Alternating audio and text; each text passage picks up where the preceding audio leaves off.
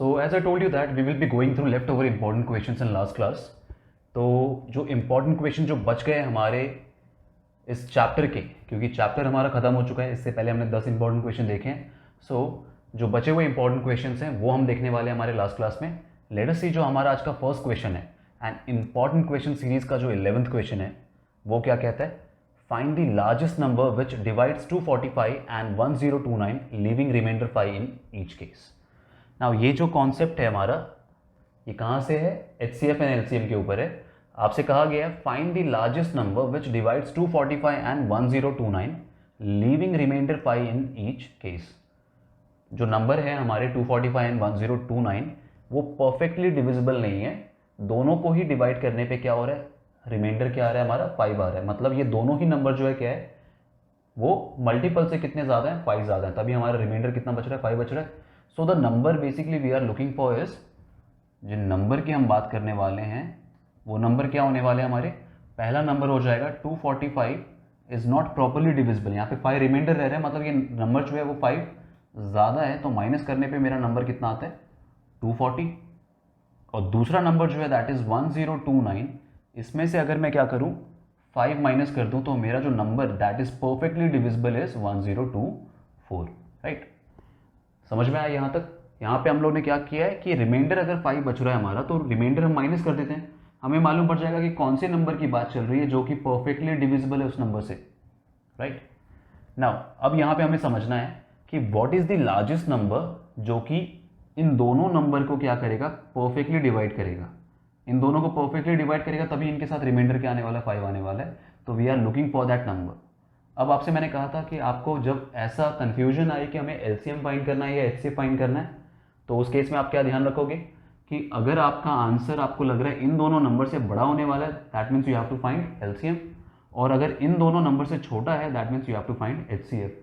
हम पता कर रहे हैं कि कौन सा नंबर है जो कि इनको डिवाइड करेगा, ओके, प्रॉपरली डिवाइड करेगा, कंप्लीटली डिवाइड करेगा. That means we are looking for a number which is smaller than 240 and 1024. That means we have to find HCF of 240 and 1024.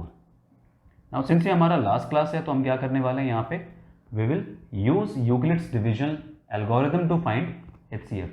ठीक है, कोई शॉर्टकट नहीं करेंगे, डिवीजन एल्गोरिथम यूज करते हैं. Late us सी हमें क्या मालूम है. डिवीजन एल्गोरिथम में आपको चूज करना है एक नंबर जो कि बड़ा है. 1024 इज ग्रेटर, तो ये हो गया A, ये हो गया B. आप क्या करोगे? डिवाइड करोगे 1024 को 240 से. मैंने समझाया था आपको, रफ में पहले हम ऐसे डिवाइड करेंगे, उसके बाद क्या करेंगे, जो डिवीजन एल्गोरिथम है उसके ऊपर स्टेप्स लगाएंगे. Okay, so here we have 1024 divided by 240. As we know 240 को अगर मैं 5 टाइम्स देखने जाऊंगा तो क्या होता है? 1200 होता है. तो वो ज़्यादा हो गया, तो मैं क्या करता हूँ, 4 टाइम्स ले जाएंगे. 24 इंटू 4 होता है 96, तो ये हो गया हमारा 960 के बराबर. माइनस करने जाए तो ये 4 तो एज इट इज़ आ गया. यहाँ पे 12 माइनस 6 हो जाएगा 6, 9 कैंसिल आउट हो जाएंगे. अब मुझे 64 से डिवाइड करना है किसको? 240 को. डिवाइड करते हैं. 60 इंटू 4 ही 240 होता है, तो मतलब ये 64 तो और ज़्यादा बड़ा हो जाएगा. तो मैं यहाँ पे 4 टाइम्स नहीं 3 टाइम्स जाने वाला हूँ. मल्टीप्लाई किया जाए तो 3 into 4 is 12, carry 1, 3 into 6 is 18, 19 हो गया ये. माइनस करते हैं, 10 माइनस 2 हो गया 8 एंड 23 बचेगा यहाँ पे. 23 माइनस 19 हो जाएगा कितना? 4. 48 से अब डिवाइड करेंगे हम किसको? 64 को. डिवाइड करेंगे, ऑब्वियस ही बात है 1 टाइम्स, तो ये 48 हो गया. 48 एंड 64 का डिफरेंस कितना हो जाएगा? 48 से 58, 59, 60, 61, 62, 60, 64, ये हो गया 16 के अराउंड. ओके, 48, 64 के बीच का डिफरेंस 16 है. 16 से अब डिवाइड करना है हमें 48 को. सो 16 3 टाइम्स इज 48, माइनस करने पे आ रहा है 0. हमें मालूम है जब भी रिमाइंडर 0 होता है, divisor at that step is your HCF. तो हमारा HCF क्या हो जाएगा? 16 हो जाएगा. ये तो समझ में आ गया, बट रफ में दिखाने का कोई मतलब नहीं है. आपको यहाँ पे क्या करना है, ये तो रफ में किया हमने. आप लिखोगे using Euclid's division algorithm. Steps देखते हैं कैसे लिखना है. हमें मालूम है dividend is equal to divisor into quotient plus remainder होता है. ये सेम चीज़ अप्लाई करते जाएंगे हम. Dividend is equal to divisor into quotient plus remainder. 240 into 4 plus 64. Next में आ जाएगा हमारा BNR. हमें कहा गया स्टेप 2 में लेने के लिए, तो ये हो गया 240 can be written as 64 into 3 plus 48. Repeat करेंगे, 64 can be written as 48 into 1 plus 16, 48 can be written as 16 into 3 plus 0. आप लिखोगे since remainder at this step is 0, therefore the required HCF is 16 and 16 is the only number, 16 is the largest number that will divide 240 and 1024 exactly, and 16 is the largest number which divides 245 and 1029 to leave remainder 5 in each case. Okay, तो ये हो गया हमारा पहला question. Question tough नहीं था, question को थोड़ा ट्रिकी बनाया गया था, बस आपका इंक्लूड करके कि रिमाइंडर 5 बच रहा है. ठीक है, थोड़ा घुमा के रखा गया था सो दैट आपको समझना है कि एग्जैक्टली क्या करना है. आपको बस ये समझना है कि रिमाइंडर 5 बच रहा है, that means we are not looking for that number. हमें वो जो नंबर चाहिए वो क्या होने वाला है, 5 छोटा होने वाला है. नंबर एग्जैक्ट मालूम पड़ गया, उसके बाद आपने क्या किया, HCF फाइंड किया. Moving to next question now. Write down the decimal expansion of the following without performing actual division. बिना एक्चुअली डिवाइड किए आपको क्या करना है, इनका डेसिमल एक्सपेंशन बताना है. मतलब इस बार हमें सॉल्व करना है. लास्ट क्लास में जो हमने क्वेश्चंस देखे थे उसमें क्या था, आपको बस पूछा गया था कि बिना डिवाइड किए जो है, बिना एक्चुअल डिवीजन किए आप बताओ कि इनका जो डेसिमल एक्सपेंशन कैसा होगा. कमेंट करना था, तो हमने बस लिखा था कि टर्मिनेटिंग होगा, नॉन टर्मिनेटिंग होगा, दैट थिंग. यहाँ हमें एग्जैक्ट वैल्यू बतानी है इन्हें. लेट अस सी ऐसे क्वेश्चन को कैसे अप्रोच करोगे आप. हमारा पहला नंबर है दैट इज 5/8. हमेशा आप क्या करोगे, जो डिनोमिनेटर है उसको फैक्टराइज करोगे. कैंसिल तो कुछ होने नहीं वाला यहाँ पे, तो this can be written as 5/2 cube. 8 जो है 2 इंटू 2 इंटू 2 होते हैं, तो 5/2 क्यूब हो गया. अब विदाउट एक्चुअल डिवीजन किए करना है, आप क्या करोगे, डिनोमिनेटर में नंबर ऑफ 10 क्रिएट करने की कोशिश करोगे. ओके, एंड वो किस पे डिपेंड करता है, हमेशा आपका जो डिनोमिनेटर है it should be 2 power m 5 power n, right.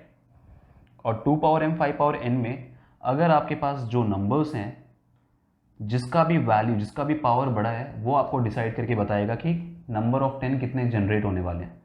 मैं क्या बोल रहा हूँ यहाँ पे, दिस इज 2 पावर 3, 5 है नहीं, मतलब यहाँ पे 5 का पावर कितना है, 0 है. अब यहाँ पे मैक्सिमम नंबर ऑफ 10 कितने क्रिएट किए जा सकते हैं, वी कैन क्रिएट मैक्सिमम 3. हमें उतना करना चाहिए, करने के आप कितना भी कर सकते हो, बट हम लोग क्या कर सकते हैं, यहाँ पे हमें कम से कम जो है 3 10 क्रिएट करने हैं. और उसके लिए मुझे क्या करना पड़ेगा, मुझे यहाँ पे 5 भी कितना चाहिए, 3 चाहिए. तो यहाँ पे अगर 2 क्यूब है तो ऊपर नीचे आप क्या करो, 5 क्यूब से मल्टीप्लाई करो. Once again I will repeat, अगर समझ नहीं आया तो 5/8 हमारे पास नंबर है, इसको 5/2 क्यूब लिखा जा सकता है. मुझे डिवाइड बिना किए बताना है, तो it is much better to have denominator in terms of 10 10 10 square 10 cube ऐसा करके रहेगा, तो और अच्छा है आपके लिए. अगर 2 क्यूब है उसको मैं 5 क्यूब से मल्टीप्लाई करूँगा तो ये क्या हो जाएगा, 10 क्यूब हो जाएगा. जिसका भी पावर ज़्यादा हो उसके पावर के हिसाब से आप क्या करोगे, बाकी दूसरे पार्ट को मल्टीप्लाई करोगे. तो यहाँ पे 2 क्यूब है, 5 क्यूब से आपने क्या किया, ऊपर नीचे मल्टीप्लाई किया. ये हो गया 5 अपॉन कितना, नीचे हो जाएगा 10 का क्यूब, ऊपर कितना है, 5 का क्यूब होता है 125. सॉल्व करोगे तो 125 इंटू 5 इज 625. नीचे 10 क्यूब है, 10 क्यूब मतलब क्या होता है, 1000. 3 पॉइंट पीछे आना है मुझे, 3 पॉइंट पीछे अगर आऊँगा तो ये हो जाएगा कितना, 0.625. That is how you find it. एक और क्वेश्चन करते हैं सो दैट अच्छे से समझ में आए. हमारा जो नेक्स्ट क्वेश्चन है that is 23/2 cube 5 square. 2m 5n के फॉर्म में है. आपको यहाँ पे देखना है कि किसका पावर ज़्यादा है, 2 का पावर ज़्यादा है. कितना है, 3 है. यहाँ पे 5 का 2 ही है, एक और 5 की ज़रूरत है हमें. तो हम क्या करेंगे नेक्स्ट स्टेप में, यहाँ पे ऊपर नीचे एक और 5 से मल्टीप्लाई करते हैं, राइट. जो भी कम है उसको आप क्या करोगे, कॉम्पेंसेट करना है. तो यहाँ पे 5/2 है, तो बराबर करने के लिए हमने एक और 5 से मल्टीप्लाई किया है ताकि यहाँ पे 2 क्यूब एंड 5 क्यूब आ जाए. ऊपर कितना हो जाएगा, 5 into 3 is 15, carry 1, 5 into 2 is 10 11, तो 115 हो गया ऊपर. नीचे आ गया आपका 2 क्यूब इंटू 5 क्यूब, 115 अपॉन नीचे हो गया 10 का क्यूब. ये हो गया 115 अपॉन 1000 है, मतलब 3 पॉइंट पीछे आएंगे तो ये हो जाएगा कितना, 0.115. अगर 3 पॉइंट पीछे आया तो बिना एक्चुअली डिवाइड किए, बिना कैंसिल आउट किए, बिना कुछ आपने एक्चुअल लॉन्ग डिवीजन किए, आपने क्या किया यहाँ पे, only thing you are doing is generating number of tens. किसके बेसिस पे, कि 2 and 5 में से किसका पावर ज़्यादा है. 2 का पावर ज़्यादा है तो जितना है 3 है, तो मुझे 3 5 क्रिएट करने हैं. 2 है मेरे पास, 1 से मल्टीप्लाई किया. यहाँ पे 3 है तो मेरे को 3 5 लेके आने थे, तो मैंने 5 क्यूब से मल्टीप्लाई किया ऊपर नीचे. तो नंबर ऑफ 10 जनरेट करते जाओगे आप, एंड लास्टली क्या करना है, न्यूमरेटर में जितने भी डिजिट्स होंगे यहाँ पे जितना नंबर ऑफ 10 आया उतना पीछे लेके आ जाओ points. Okay, I hope this is understood. Question number 12 के बाद जो लास्ट क्वेश्चन बच गया हमारे इस चैप्टर का, इस टॉपिक का, late us see what that says. Show that n square minus 1 is divisible by 8 if n is an odd positive integer. हमें यहाँ पे शो करना है कि n square minus 1 जो है वो डिविजिबल होगा 8 से अगर वो n हमारा एक ऑड पॉजिटिव इंटीजर है. इससे पहले वाले क्लासेस में हमने क्या किया है कि ऑड पॉजिटिव इंटीजर किस फॉर्म में होते हैं. अगर मैं ऑड पॉजिटिव इंटीजर की बात करने जाऊँ तो हमें मालूम है इवन इंटीजर क्या होते हैं, 2 के मल्टीपल होते हैं, 2m होता है. एंड ऑड पॉजिटिव इंटीजर जो है क्या होता है, उससे एक ज़्यादा होगा, it will be in the form of 2m plus 1, right. Even जो है 2 का मल्टीपल है तो 2m हो गया. ऑड पॉजिटिव इंटीजर जो है उससे एक ज़्यादा होता है तो 2m प्लस 1 हो गया.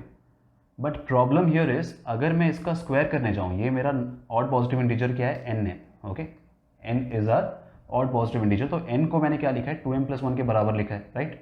लेकिन अगर मैं n स्क्वायर करने जाऊँ तो यहाँ पे कितना आने वाला है, अगर स्क्वायर करोगे तो 2m का होल स्क्वायर मुझे क्या देगा, 4m स्क्वायर देगा. एंड एक्सपैंड करने पे भी the maximum number that we are going to get is 4. उसमें मैं डिविजिबल बाय 8 पार्ट शो नहीं कर पाऊंगा. तो अगर आपने ये गलती कर दी यहाँ पे 2m प्लस 1 लेके एंड एक्सपैंड करके सॉल्व कर दिया, you will not be able to show that it is divisible by 8. इस क्वेश्चन को अप्रोच करने के लिए आपको ध्यान में क्या रखना है, we will not consider this odd positive integer as 2m plus 1, we will take this as 4m plus 1. अभी ध्यान में ये रखना है कि 4m जो है, 4 का मल्टीपल भी क्या होता है, इवन होता है. उससे एक आगे जाओगे तो क्या होगा, again it will be odd positive integer. और 4m इसलिए ले रहा हूँ ताकि स्क्वायर होने पे जो नंबर्स आए मुझे वो 8 से थोड़े बड़े हों, ताकि मैं शो कर पाऊँ कि the number is divisible by 8, right. तो यहाँ पे मैंने क्या देखा, मैंने ले लिया n is equal to 4m plus 1, right. जो हमारा ऑड पॉजिटिव इंटीजर है can be written as this. अब मुझे फाइंड करना what is the value of n square minus 1. तो n स्क्वायर माइनस 1 क्या हो जाएगा, n square is 4m plus 1 का होल स्क्वायर माइनस 1. इसको अगर सॉल्व किया जाए तो that is how much, 4m, a plus b whole square लगाना, तो दिस इज 4m का square is 16m square, a square plus b square plus 2ab करने पे ये हो जाएगा 8m. लास्ट में हमारा माइनस 1 बचा हुआ है, तो ये हो गया a square plus b square plus 2ab minus 1. ये 1 माइनस 1 कैंसिल हो गए, क्या बच रहा है हमारे पास, 16m स्क्वायर प्लस 8m. अगर मैं आगे कैरी करने जाऊँ तो ये n स्क्वायर माइनस 1 क्या आ रहा है मुझे, यहाँ से 8 कॉमन निकाला जा सकता है. जो अगर आप 2m प्लस 1 लेके चलते तो ये पॉसिबल नहीं होता. अगर मैं यहाँ से 8 कॉमन निकालता तो क्या बचेगा यहाँ पे, this is 2m square plus m, right. अब मैं यहाँ पे इसको लिख देता हूँ, this is 8 into m, where जो कैपिटल M है that is replacement for 2m square plus m, ठीक है. Now we can see that n square minus 1 is written as 8 into something, that means 8 is a factor of n square minus 1, and this implies n square minus 1 is divisible by 8. okay, hence proved. जो मैं show करने कहा गया था वो हमने show कर दिया है, that n square minus 1 is divisible by 8. कैसे शो किया हमने, ऑड पॉजिटिव इंटीजर लिया, n स्क्वायर माइनस 1 को एक्सपैंड किया, 8 कॉमन निकल गया. अगर n स्क्वायर माइनस 1 8 के मल्टीपल के फॉर्म में दिख रहा है, मतलब वो जो है 8 से डिविजिबल है, that is what we had to show. तो यहाँ पे हो गए हमारे आज के 3 इंपॉर्टेंट क्वेश्चन खत्म.